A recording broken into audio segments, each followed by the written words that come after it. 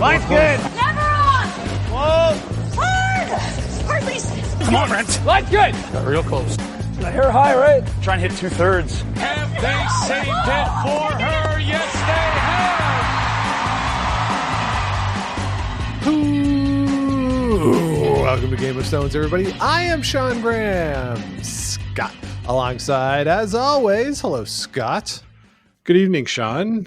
I think tonight I had the most boring dinner I've maybe ever had. Okay. All right. What was it? It was cod, Yeah. carrots, and broccoli. Okay. Very healthy. Yeah, very healthy. It was so boring. Oh my goodness. Eating You it can make, was you like, can make those things exciting. Like you could. What kind of seasoning did you use? How did you Well, cook the cod? so I pan seared the cod with Yeah. some dill and salt. Nice. Sounds like appropriate, right? Yeah. The carrots had a little salt and pepper, paprika, and all that stuff. And then broccoli, just a little garlic powder, salt. It's pretty good. So, but just as we were eating it, it was just like, is this the most boring thing we've ever eaten before? I think so. Wow. And yeah. So it got me thinking, Sean, what is the most boring dinner you've ever had? I know you have cereal a lot, but that's not boring. But that's not boring. That's exciting and delicious. That's a good question. I don't know. I feel like mashed potatoes have to be involved. Oh yeah. Okay. Like that just feels like a boring thing. Like if you were to have like a chicken breast with mashed potatoes, is that boring? Yeah, that's pretty boring. Yeah. One time when I was in high school, I went to my friend Gord's house, Uh-huh. and I think he was being punished by his dad because we got to eat steamed vegetables for dinner. Hey. That might take the cake as the most boring, but I literally was like, really? This is it? We're having like steamed turnip and like not great. It's suboptimal. Yes. Yeah, Tom made up for it at Gord's wedding. You know, we had a good meal there, but still, Yeah. I think about it every now and then. Interesting. Yeah, it's I remember Rachel McBride, who Yeah. we were both friends with back in high school. I had her fill out a survey once it was part of a class, and we were trying to think about what I think it was seniors thought. If it's not seniors, it was definitely people over 50. And the question was like, what's one of the most challenging things in the course of a day? And she wrote, thinking what to have for dinner. And I remember making fun of her at the time, but now that I'm nearly a man, I sympathize more and more with that answer. Well, you were surveying Rachel because you thought she was a senior, or it was what people her age thought about? Yeah, I was like, seniors? what teenagers think about seniors, I think was the assignment, or how seniors think, sort of thing. Yeah. Okay. So, well, last I saw Rachel, she was working at a restaurant in Victoria. So she has to think of what to have for thinking dinner about every dinner all the day time. for everyone's dinner. Jeez. Oh boy. Yeah. Oh boy. All right. Well, Scott, if Rachel's out west, that's a good segue into what we're talking about this week as we continue on with Movie May. It's our second edition here of the month. Last week, of course, talked about that great thing from the 50s, that little film. Tonight, we are talking about something a little more modern, film Curl Power. And this follows over the course of a year, Team Desura, which is a junior girls team that is based out in Maple Ridge, British Columbia. The release date on this officially on the website is 2023. It did have a run earlier this year in theaters across the country. And Scott, I did take a quick look. Team Desura does not appear in this form to continue to be playing. The Team 4K Girls, which we'll talk about, that's their name for themselves, has not posted anything on their Facebook page since 2024, and even that was a repost. So nothing since 2022 in terms of actual gameplay. And on Instagram, Team Desura is a different group of people now based in Ontario. Looks like the skip there, Ashley Desura, has moved to Ontario for school, as that's one of the themes here in the film, is moving from high school to post-secondary education. So Scott, this is a 5-person team as we meet them, and their goal for the season, as is introduced at the start of the film, is to win the U18 provincial championship, go on to the nationals, and we follow them, as I say, over the course of the year. So before we get into what's going on in this, Scott, what did you heard of the documentary, and what was your expectation going into it? Yeah, so I think I'd seen a news article about this when the film was going into theaters, which, as you say, happened early 2025. And I think it was released in 2024. It was at a festival in 2024 at Hot Docs, and had won a prize there. Either won a prize or was presented there. So what I'd heard about it is, what I was interested in is sort of the use of curling as a framing device for telling a story about adolescence and coming of age. And so what made me want to talk about this is obviously that it's curling related. Yeah. But I wanted to see sort of how they wove curling into the story that they wanted to tell. And then how curling informed the life of each of these young women as they, as you say, transitioned away from high school at the end of the film and into their adult lives. Yeah. So I don't think it's about curling, right? Curling exists and they are a curling team, but it's not about curling. I'll push back a little and say it's not about curling, because it is about what curling can do for you and what sort of lessons it can teach you through life. But you're right. Overall, it's about girlhood, being a teenage girl. Obviously, you and I have no experience in that realm. Yeah, we are not exactly the authorities to be commenting on a lot of the things that are come out and raised in the film. Yeah, no, but the film does take a look at a lot of interesting areas: body image, self-esteem, yep, anxiety, depression, all sorts of things that touch a lot of lives and maybe for teenagers go unheard. So I found it pretty powerful to listen to each of them speak about all of these things and how they're affecting them and how they're dealing with them too. So yeah, I think spoiler alert, I liked it. I thought it was pretty good, and like a sort of, it leaves me asking a lot of questions, which I think is the point of a good documentary, is that you get some questions answered, but you're also like thinking a little deeper and reflecting your experience based on what you've seen on the screen. All right, so we're going to go through, and the film is broken down into 6 distinct sections. So we'll go through section by section, and we are introduced at the start to the members of the team, not all at once, but we'll go through the members of the team. You have Hannah Smeed, Savannah Miley, Ashley Desura, and Brooke Alexic.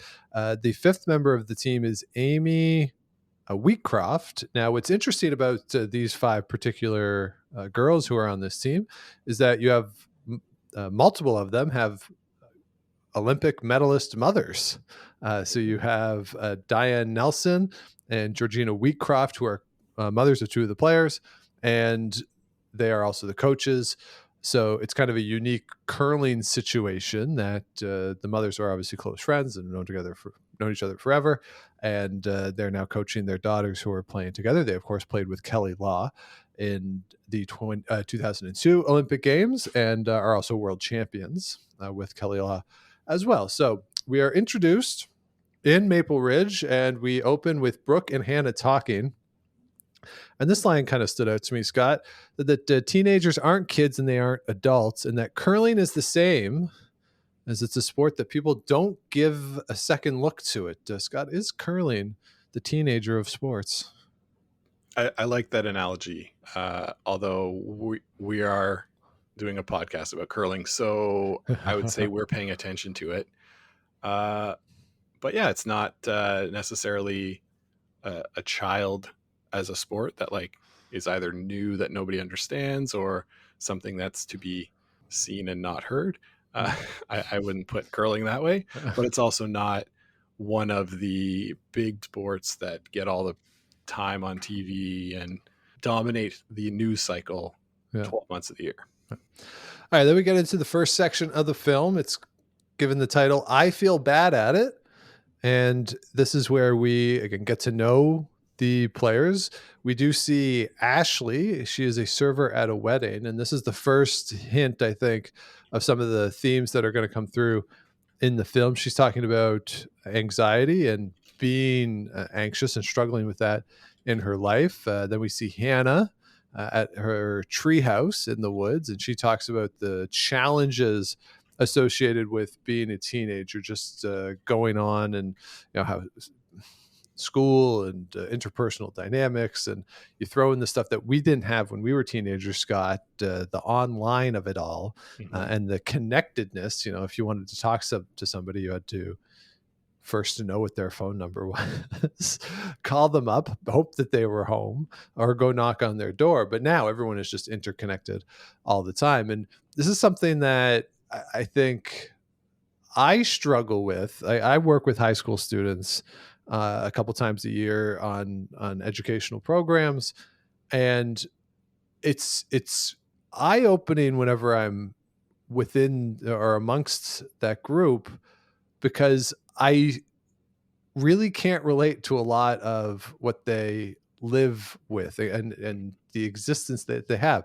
I mean, I can relate to like high school sucks and you're stuck with people who you might not like or certainly don't have the same interests.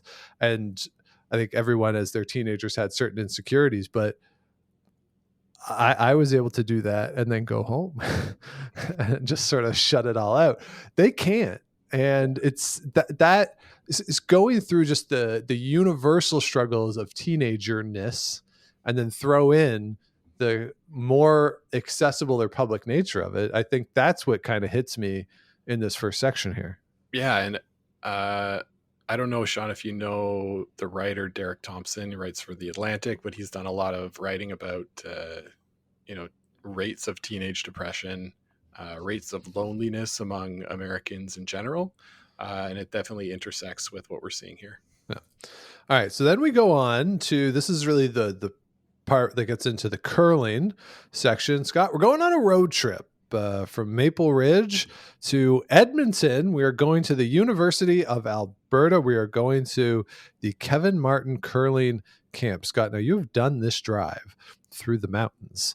Now you were kind of high at the time. No, you were with somebody who was basically high. Our father, who was basically high the whole time, as he had kidney stones and was on medication.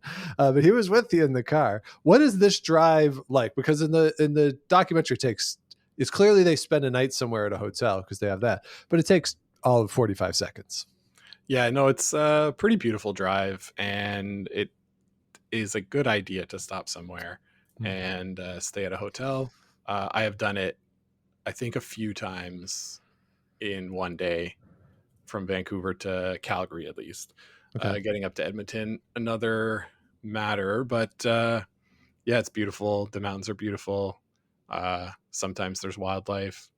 Sometimes cars slow down to look at the wildlife, and you wonder, don't do that. That's unsafe. Yeah. But honestly, if the weather's good, it's like a beautiful, beautiful drive. Yeah. All right, so we're in the camp now. Kevin Martin's there. I notice he passes around the silver medal from the 2002 Olympic Games. No mention if the 2010 gold medal was there. Or if that he did. He did. Oh, he did. Okay. I missed that. I thought it'd be funny to only bring the silver medal and keep the gold one under lock and key. Yeah. At the camp, we also see Rochelle Brown. She is there as one of the instructors, as positive as ever. There, she does talk. It's kind of made me sad. She talks about the pendants that women get for winning their provincials, and she asked, and then the diamonds every time you win a subsequent one. And she asked Georgina Wheatcroft, how many diamonds do you have? And Georgina Wheatcroft, she doesn't say it as a flex, but I heard it as a flex. So she just goes, "Yeah, mine's full." Yeah, my pendant's full. Yeah, it's just so nonchalant about it. Like, yeah, of course mine's full. But it also made me sad because they stopped doing that this year. Yeah, that's true. They just stopped doing that this year. Yeah, so that kind of bummed me out. And then we just see some of the struggles with the new techniques that are being taught. Brooke in particular, she has a moment where she leaves the ice and is struggling with what they're teaching, and this is where she says, "I feel bad at it." Scott, I've never really had any sort of instruction at curling. I just watched it on TV and then went and tried it, and the rock ends up in the right position enough that I feel like I'm good.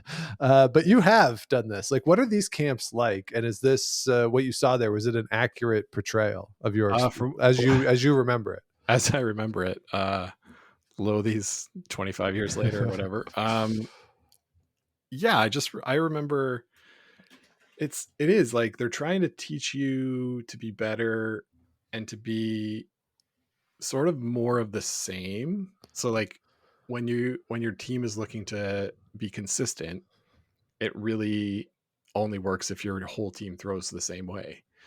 And so that seemed to me like what they were trying to do. They were taking her a bit out of her comfort zone, trying to move the broom positioning, move the foot, and it was making her unstable to start, right? Not succeeding the way that she had before. And so yeah, like it can be overwhelming, right? If you're used to being good at something and now you're like not in front of a bunch of people who are also there because they're good at it. Yeah. That can be pretty devastating. Yeah, we did see one of the instructors. I couldn't tell who it was. Say, if you want to take a step forward in curling, you might have to take a step back, and that's clearly what's happening here. Yeah, is trying to kind of redo how they throw. So yeah, it was interesting. So we see that. Then we get the montage. I think this was the only montage, sadly, of the whole thing.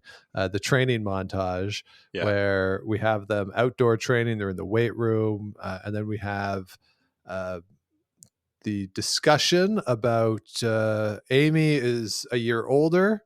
So she's going to be leaving the team next year. Everyone else is in grade 11, but Amy is in grade 12. And we see the struggle with that. The first tears, I think, are shed in this conversation. This was one that's interesting to me, is that there's the curling side of it. And I think we've become maybe numb to teams breaking up and just the reality of it. I think especially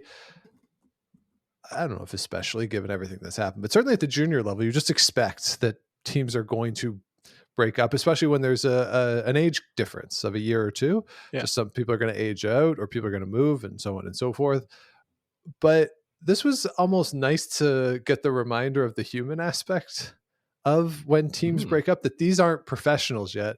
These are four friends who seem to genuinely like being together and playing together, and they're sad that they're not going to be able to do that anymore. Yeah, and they mentioned even in the earlier scenes that they were training like 4 or 5 times a week, going to bonspiels when they could. So like they're around each other a lot too, and when you're around people that much, you're going to be friends with them, or you will choose not to be around them that much, right?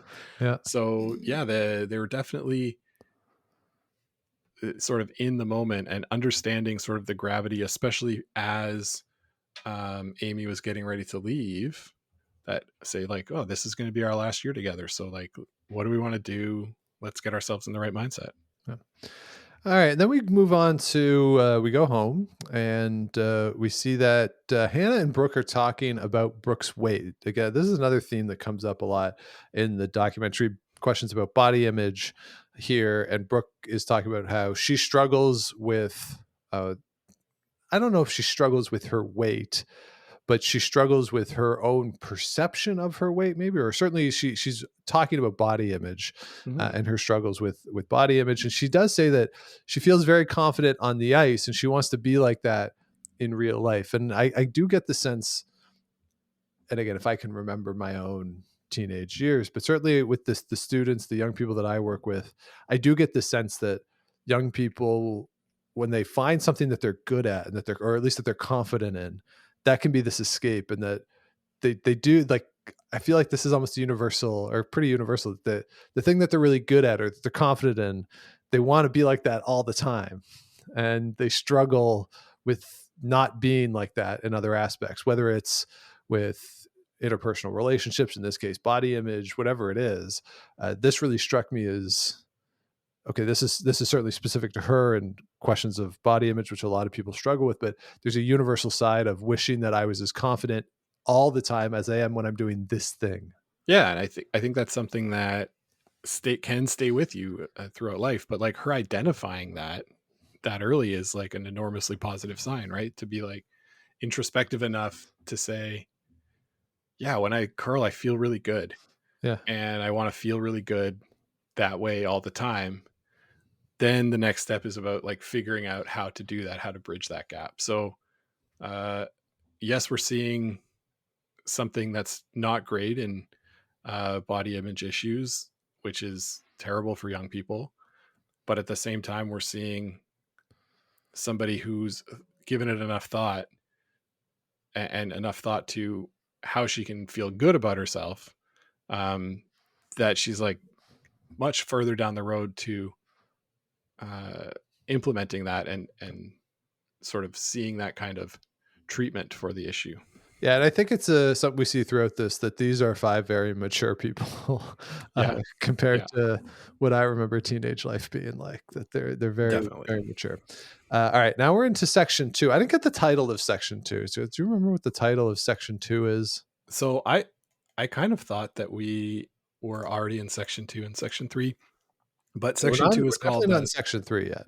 Section 2 is called Taller Than I Look.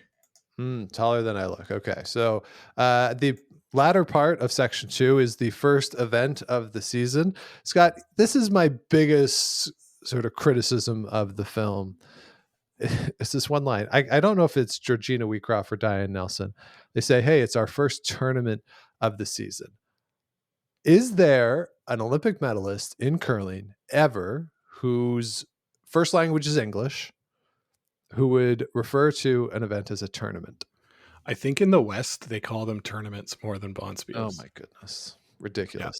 Yeah. You know what else I noticed too? The club's lights come on and you have tables with 4 chairs around them. I know that is a distinctly West Coast thing. That is a West thing as well. Yeah. All right. So BC is just getting it wrong on curling. Is that what's happening here? I think they've got their own way of doing things, which is not the best way. The four chairs is jarring to see. It's actually, I know that they're buying for each other and reciprocated. That's not a thing in BC. I know that, but at least I thought you would sit together still. It's we rarely did. Team. Rarely did. How do you get to know the other teams? I didn't really. So, but then why is that fun? I don't know. You better really like the people you play with. Everyone was debriefing with their coaches, you know, after the Thursday night recreational games. No, I played in the Super League. Oh, jeez. But yeah. I mean, because in Saskatchewan, when I was there and playing in the league there was no buying and reciprocating, but it was just giant long tables. So everyone kind of sat together still. So at least, okay, fine. I kind of like don't buy and get rid of that. I'm good with that. But you should still sit together. It's part of the whole thing. Yeah, exactly. I think so too. All right. So we are in our first curling tournament of the season. One of the quotes here is that curling is a long game. It takes over 3 hours, but the rock moving an inch could change the outcome. I kind of like that, Scott, that it does take a long time. There's a lot happening, but yeah, like an inch the game can turn on that. Yeah, it can all come down to one little like 30-second segment of that time, and they're not playing 10 games at U18s. No. So if it's taking them 3 hours, it's Well, really taking them too there's long. no clock though. Come on. No clock yet. Scott, what do you think? We do see their cheer as well, where they all put their hands in, and because there's 5 of them, and they're the 4K girls, which isn't, I don't think, explained as to why they're the 4K girls. No, I didn't see it explained. But their cheer is 1, 2, 3, 4K. Woo, woo. I kind of like it simple, but somehow it's catchy. Well, and each of them has a part, right? Yes. So it's just perfect and catchy. Yeah, really like that. So we see their cheer. They win the first game in this tournament, but that's all we see of this event. So we don't know what the final result is. No, we don't. We do get like a bit of a montage. Maybe this is a bit later about with a bunch of games happening, and they're all sort of shaking hands. Like they win some, they lose some. That and they're all streaming them too. So I think this is where the footage comes from, and it's Diane Nelson and Georgina Wheatcroft. I don't think they're doing play-by-play. More so just saying at the start, welcome to the game, and at the end, we won or we lost. Yeah, I think that's it. All right, so we have that, and then we see that they are training a lot. They're playing a lot of games, bit of a montage, as to say, trying to get ready for provincials. And just like that, it is Christmas time. And there you go. We are into section 3. And section 3 is Why Not Us? And this is where we learn that Amy Wheatcroft has been accepted into the University of Alberta curling program, powerhouse program. So big news for her, but it does mean that this is going to be it. This will be their last U18 together. Well, it would have been their last U18 together anyway. But she's going to be leaving the team, heading to Edmonton.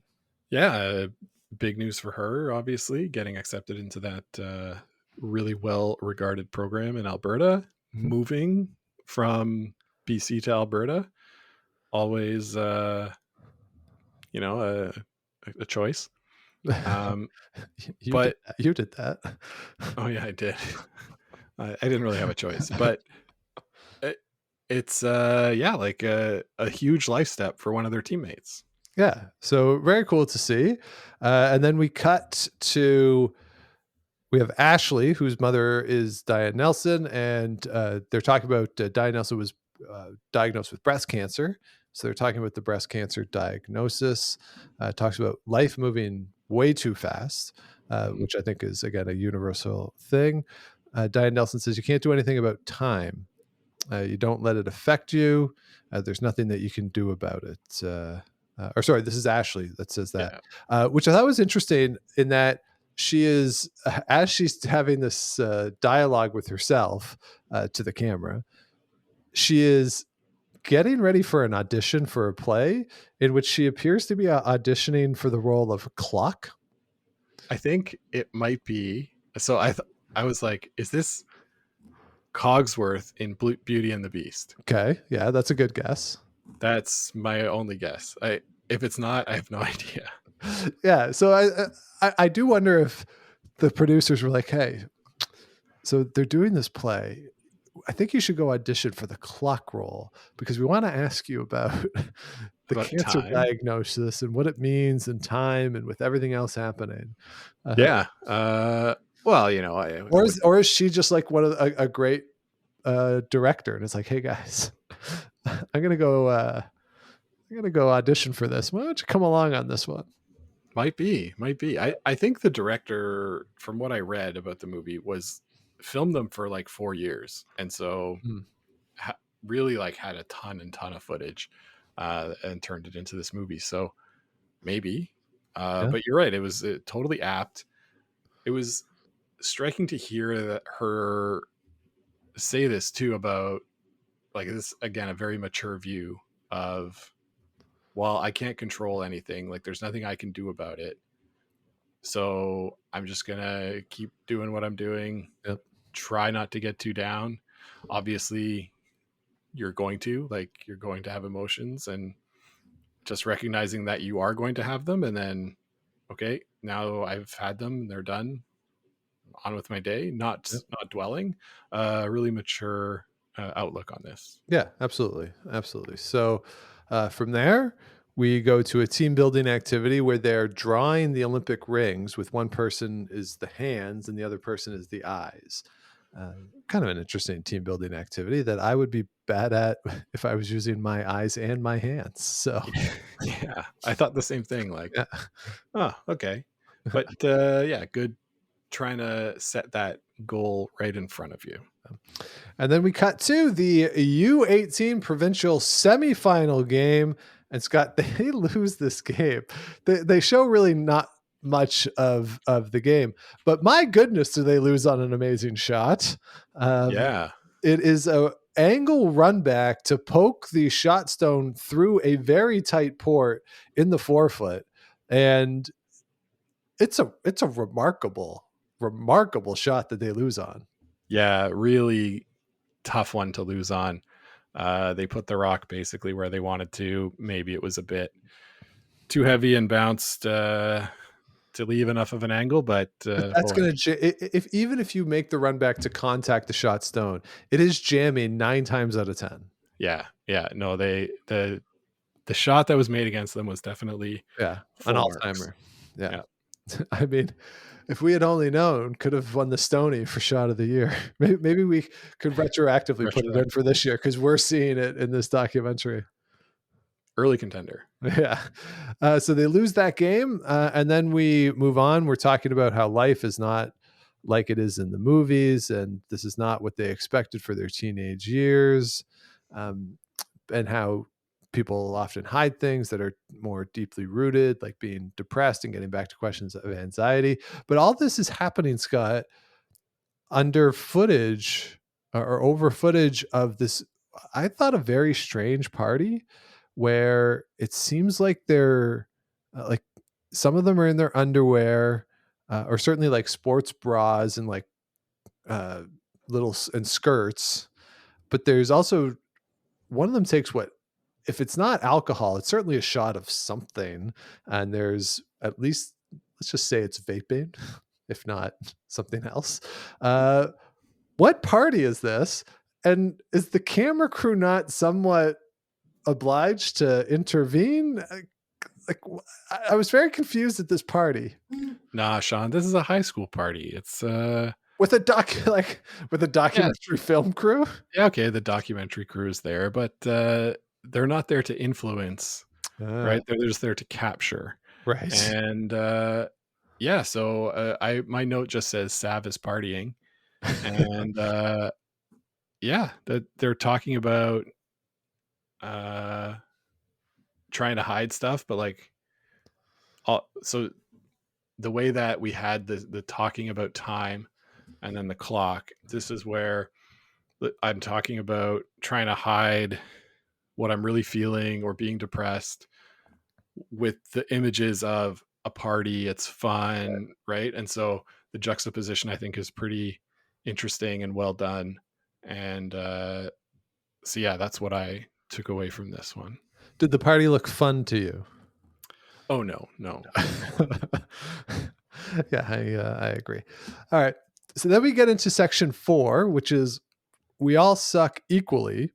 And at this point we see, now I couldn't remember which one, Scott, which member of the team it is, but she's on a date with her boyfriend at the river. Yeah, I think it was Amy.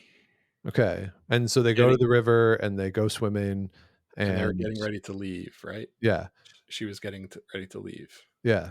I didn't really understand why we needed to see this date. Like, what you know what?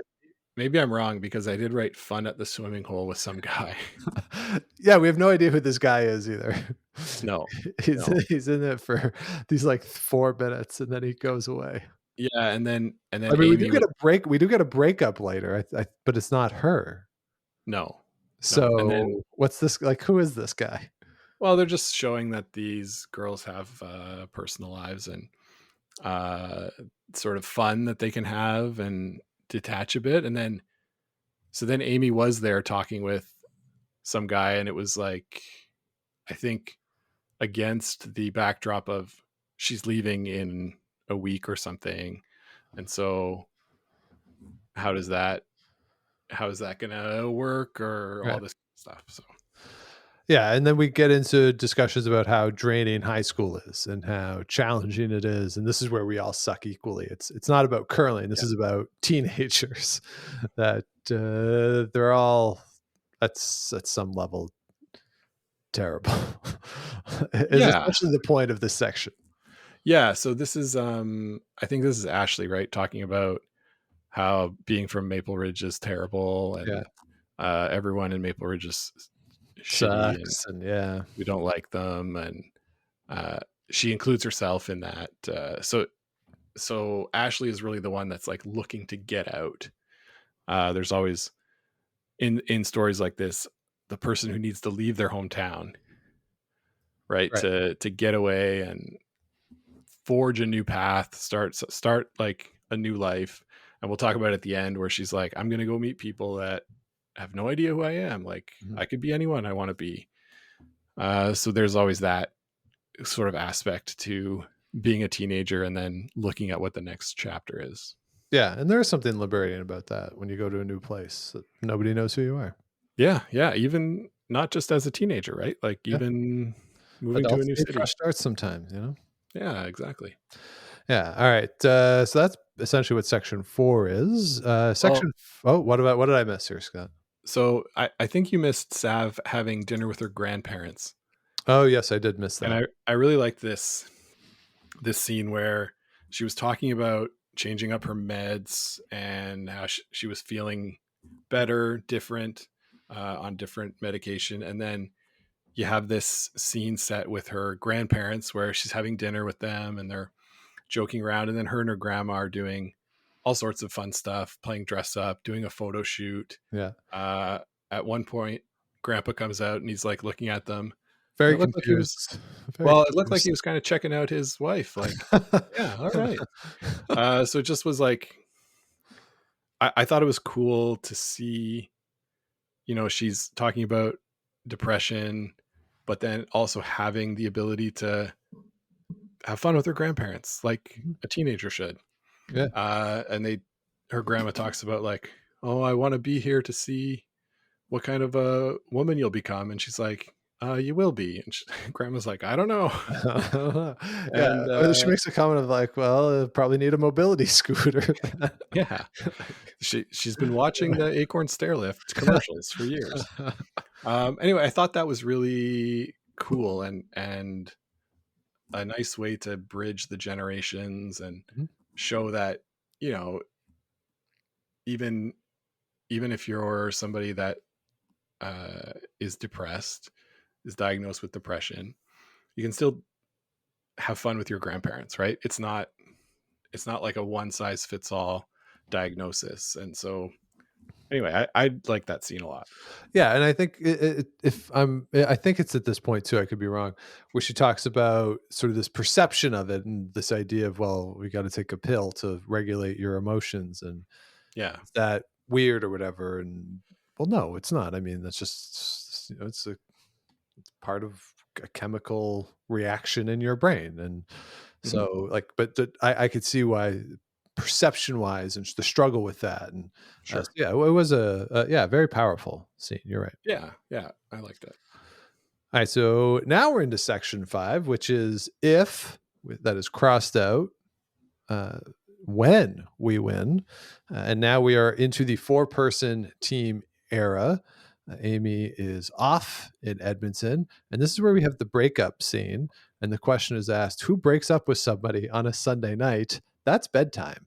Scott, are you not allowed to break up with somebody on a Sunday night? Do you subscribe to the Elaine Bennis, I have to Unwinding theory? Therefore, breakups are not allowed on a Sunday night. Well, Sean, it wasn't just a breakup on a Sunday night. It was a breakup on the phone on Sunday night. Yeah. If it's going to be Sunday night, it's got to be in person.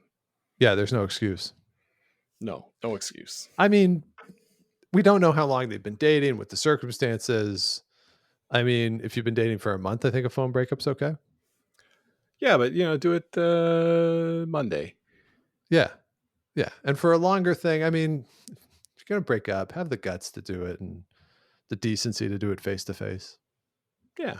It's not Yeah, that hard. exactly. Maybe that's old school, right? These kids nowadays. Yeah, Or, maybe phone is like the respected one, and text is like, or maybe not even. called. Or maybe we get to the point where text is okay, and like Instagram message is like, oh, we can't do that. Ooh, yeah. What if it was, oh no, like every time I see somebody calling me, I'm like, why are you calling me? Or And- who's dead? Or who's dead? And it could be that for a breakup, right? What are you phoning me for? Right. I was actually talking to a colleague last week. They got a text from their mom that said, "Are you available? Please call me." Which, of course, you just assume somebody is now gone. Like someone has to be dead to get that text, right? And Yeah. so she called her mom in like this panic, and her mom was like, "Oh yeah, I'm at IKEA, and I'm looking I'm looking at this like lamp that I think you might like. What do you like?" You don't text. You can text that. You can send the photo and say, "Do you like this lamp? I'm at IKEA." Like, whoa. Yeah. Whoa. So we have the breakup. They use tarot cards, which I thought was fun. Scott, have you ever used tarot cards? Can't say as I have, Sean. Can't say as I have. All right, me neither. So That was Ashley doing the tarot reading for Right. Hannah. yes, and then we go to the Olympic swag. This is where Mhm. Diane Nelson is showing Amy her 2002 Olympic gear. Talking about they talk about the parade in the Olympic Village. It's the coat and the hat. I think Diane Nelson says something really interesting. She says you might as well wear the coat. Like there's no point of it just being in this box, which is very true. Like why Yeah. not wear it around? She doesn't get into all the activities, or certainly some of the things I'm always curious about in the athletes' village. That didn't make it quite in the documentary. Wonder if it came up. Well, how old is Ashley during this film? 20? 16? Who knows? Yeah. You're suggesting potentially an Olympic village. No, Sean, I'm not suggesting that. That would be reckless commentary. She won a bronze medal and a baby. All right, so we do the Olympic swag. Then we go to the Richmond Curling Center for the U18 for the next year. Scott, I thought this was a curious choice from the director. We see the Richmond Curling Center, and then we see the big thing that says this valuable advertising space is available. like Yeah. why are they throwing shade at the Richmond Curling Center? Like, what is that? That is pretty strange because this is U18 provincials, right? This is And they clearly couldn't sell that the one ad advertising spot. space. So like why are we highlighting that and throwing these people under the bus? It is a good point, Sean. It is a good point. I've been to the Richmond Curling Center. Was all the ad space filled? I think all the ad space was filled when I was there. Yeah. So I don't know. Tough times. Yeah. COVID, Yeah. All right. So we get into the event. They don't play well. They lose the games. They're out. I thought this was really nice, though. Diane Nelson is out as the coach and doesn't let them leave individually. She collects them all just outside of the hog line and says, "This wasn't our event. That's okay. Mhm. And we're going to leave as a team." And I did like that. Yeah, I like that too. The thing is, they went into this as a team. Yep. No matter how it goes, you walk out as a team. We usually walk out as a team, Yeah. Ourselves, we do a little team debrief after the game, and then time for a beer. Exactly. So they leave. They say it doesn't define us. It's a game. Like curling doesn't define us. It's a game that has brought us together, which I really like. And if I were to sort of pick a quote from this documentary that sums up at least the curling side of it, that's it. That we all, I assume everyone who's listening to us loves the sport, whether you play or whether you watch or whatever it is. Like you love the sport in whatever capacity. And it doesn't necessarily define us as people, but it brings us all together and brings this community together. So that I thought that was a very nice way to end that section, even though they lose the game, it has brought them this. Yeah, exactly. It's not always about winning and losing. It's about the trip we take together and what we bond over. Like, you're right. I really like that too. I think we should keep that in mind as we go through our curling journeys together. All right, then we go to the final section, section 6. This is the epilogue. And this is where we see Diane Nelson, and she's talking about her cancer diagnosis and being more open. I thought this was very powerful as well. She says that 1 in 7 or 8 women will get breast cancer or be diagnosed with breast cancer during their lives. And she says that if I get it, and if that means that 6 or 7 of my friends won't have it, then that's okay. Or essentially, that's what she says. And she's very emotional as she's saying it. And I thought this was a very powerful scene where Diane Nelson is talking about her diagnosis and going through that and the challenges of it, but also, that's a very powerful thing to say. Well, if I have it, that means 6 or 7 of my friends statistically won't get it, and that's good. Yeah. That was like pretty. That was what the scene that I remembered the most from the film. Maybe it's because it was at the end, but yeah, just like, wow, what a perspective. Yeah. Right. On like this terrible thing that happened to me. It's easy to feel down, feel like cursed about it, but to spin it that way, pretty incredible. Yeah, so that was a really cool scene. She does talk about her bed too. She got the auto bed that helps her get up and down. She says that that's a life been like a godsend for her and helping her out. So that was a cool scene though, just to see her on the bed and it's going up and down and she's kind of laughing about it as she's doing it. So that was pretty cool. And then, Scott, we basically see that the team is breaking up, that they're all going to move away to different places. And then we see the Savenbrook go walking around Vancouver. Yeah, and they talk about how, and how they're gonna all move away. Hopefully they can play together. They were going to the same school, so maybe they'll play together, get other people. They want to be on a competitive team, but they're not quite sure.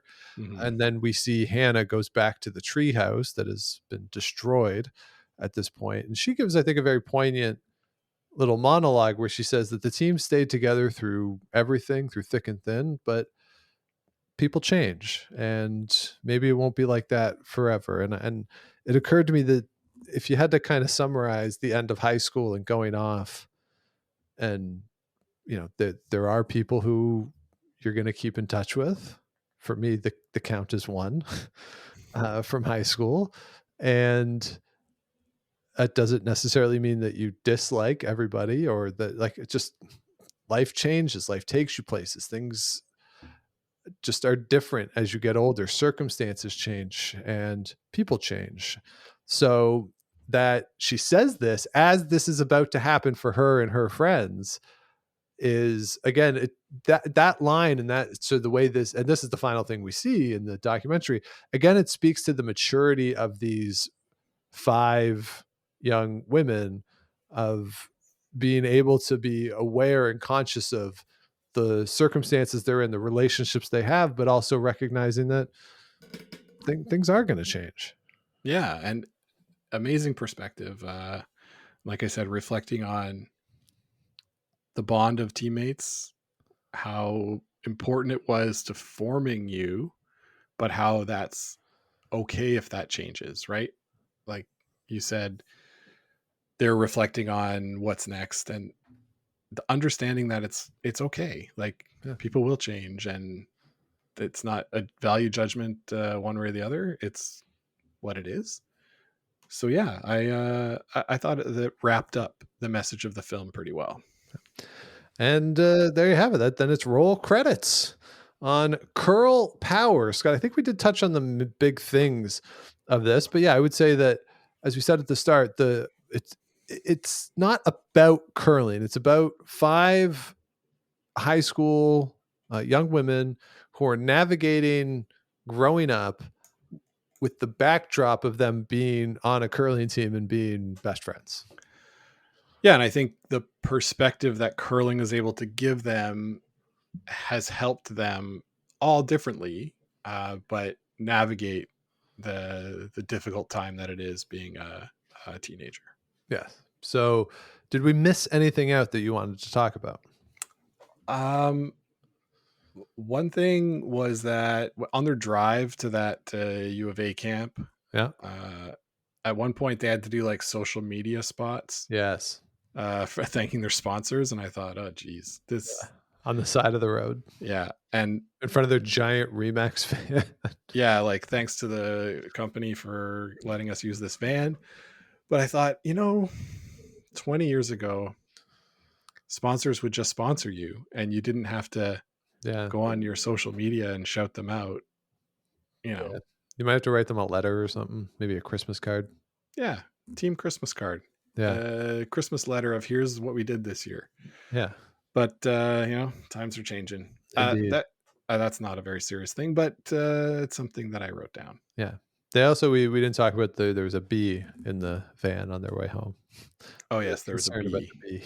And they reacted the way I would expect a bunch of teenage girls to react to the bee. Yes. Yeah. A lot of screaming and getting out of the van, and So there you have it. Curl Power. Scott, on a scale here, how would you rank this? Would you recommend it? Yeah, I think I'd recommend it. I think watching Canadian documentaries is always worth the time. I like supporting the arts that way.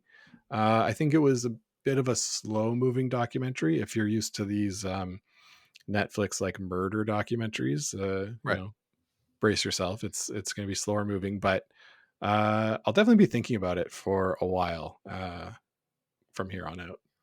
Yeah, I agree. I think it's really well done. I'm always sort of touch and go on. I like where there's a narrator in a documentary, because like where there's no narrator, then you really have to pay attention to what the director is pointing you towards to get the film's perspective. Yeah, I like when there's a narrator, because then I don't really have to think about it as much. I'm like, all right, here's the perspective they're trying to present to me. There's not as much deciphering. And in one like this, though, there really isn't need for it. That the girls kind of narrate their own story. Yeah, and that's the skill of the director, right? Is weaving that perspective into the film without having it explicitly said. Yeah. So there you have it. So it's a recommend from us on Curl Power. You can watch it in Canada, at least, through Amazon, but you need the Hollywood Suite. And I signed up for the 7-day free trial of the Hollywood Suite to be able to watch this. Scott, I assume that's how you watched it as well? That is how I watched it, Sean. Yeah, so that's how you can watch it in Canada. Around the world, I don't know, to be honest. But if you can find it, it is really good. It is Canadian made, produced by TELUS and some other folks out west, including some funding from the British Columbia government. So again, it's Curl Power, our second installment here on Movie May on the show. And that'll do it for this episode. And if you want to hear our next episode of Movie May, it is going to be revisiting of our classic episode talking about the classic film Men with Brooms. So that'll be on the feed next week. So if you want to get that one and our final Movie May in a couple weeks, do subscribe wherever you get your podcasts, like, rate, comment. All that stuff helps other people find the show, keeps us growing. You can head on over to GameOfStonePod.com. All past episodes are there under the episode tab, plus a link to the merch. We're on the socials, Game of Stones Pod, except for on Facebook, where it's Game of Stones Podcast, and Game of Stones Podcast at gmail.com. Let us know what you want to hear on the show. So here we go, Scott. 2 in. How are you enjoying Movie May? I'm really liking Movie May, Sean. I think this was a great idea, and I'm excited for the Men with Brooms, and then whatever we have cooked up for the week after. Yeah, we got something. We're between a couple things on what it's going to be. So some of it honestly depends on availability. Our friend Steph sent us, I think we're between a Korean one and a Ukrainian one. It's kind of going to depend on availability, if memory serves. But we'll decide it. We'll talk about it in a couple weeks, and we'll also send out links to what we decide or a link on what we decide before it goes live if you want to watch. So there you have it for this episode. We'll talk to you again next week, but until then, keep those brooms on the ice and don't dump that intern. Make the final.